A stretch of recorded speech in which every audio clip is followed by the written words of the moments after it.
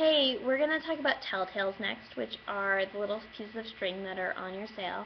The important thing with Telltales before you even get started is it's really, really important that your sails are already in the right place. So if you're sailing on a close haul, they should be a fourth of the way in. If you're sailing a beam reach, your sail should be half of the way out, in order for the Telltales to give you the most information that can most accurately help you. Because the point of Telltales is to make sure you're getting the most power out of your sails that you can at a given point.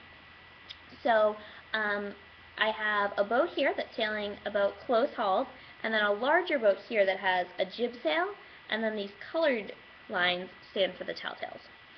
So what's going to happen is if this boat is sailing along and say that slowly they start to bear off.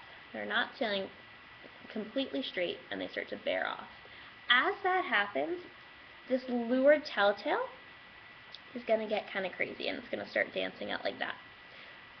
And when it does that, it's really important that the crew's watching for that, because it's the crew's job to relay that information to the skipper and say, hey, our lured telltale is all over the place, we need to head up. And that's exactly what you do. You push the tiller whichever way the crazy telltale is kind of acting.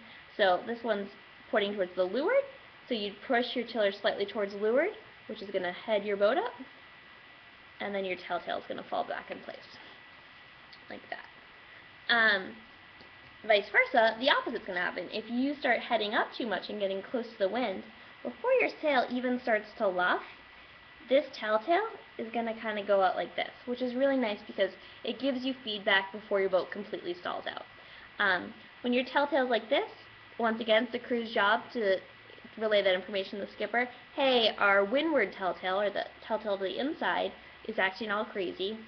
So the skipper is going to push the tiller towards the dancing or the naughty telltale, which in this case, if they push the tiller this way, they're going to bear off, and then the telltale is going to fall back in place.